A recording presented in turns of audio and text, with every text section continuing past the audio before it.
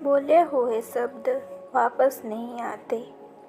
आज की दुनिया में यह सुनिश्चित करना पहले से कहीं अधिक महत्वपूर्ण है कि बोले गए शब्द हमें परेशान करने के लिए वापस न आए।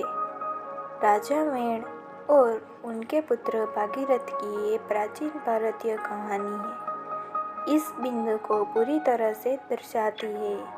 यह एक बुद्धिमान राजा की कहानी बताता है जिसने अपने बेटे को सबसे बड़ी सलाह दी कि उसे बोलने से पहले हमेशा सोचना चाहिए, क्योंकि एक बार बोले गए शब्द को वापस नहीं लिया जा सकता है।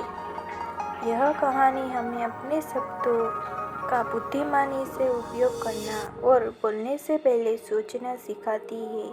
भारत में बोली हुई बात वापस नहीं आती वाली कहावत विशेष रूप में प्रासंगिक है। यह संस्कृति का एक महत्वपूर्ण हिस्सा है और लोगों को बोलने से पहले सोचना सिखाता है।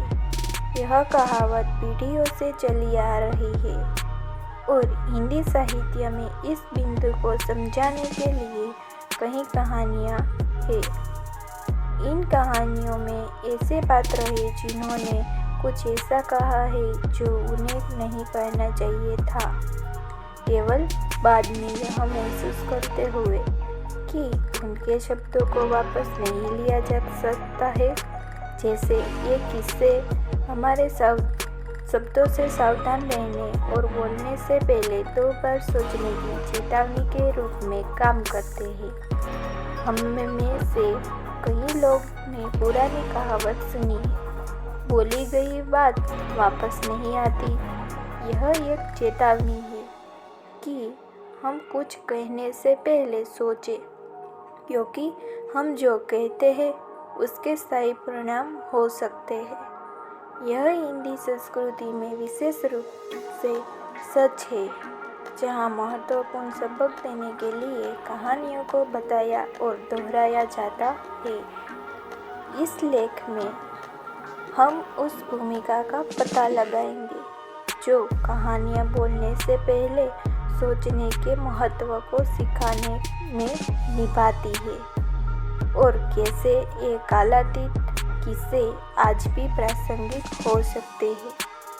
हमारी सांस्कृतिक यादें हमारी भाषा से जुड़ी हुई है और कहानियाँ हमारे बच्चों के साथ संवाद करने के तरीके में महत्वपूर्ण भूमिका निभाती है। हम कहानियों से क्या सीखते हैं? हम अपनी संस्कृति के रीति रिवाजों और परंपराओं के बारे में सीखते हैं। हम यह भी सीखते हैं कि अलग अलग परिस्थितियों में दूसरों के साथ कैसा व्यवहार करना चाहिए। एक महत्वपूर्ण सीख यह है कि कार्यों और शब्दों के अच्छे या बुरे परिणाम होते हैं। अंत में कहानियाँ हमें समानुभूति का अभ्यास करने में मदद करती है, क्योंकि एक कहानी अक्सर हमारे अपने नहीं बल्कि एक दृष्टिकोण से कही जाएगी।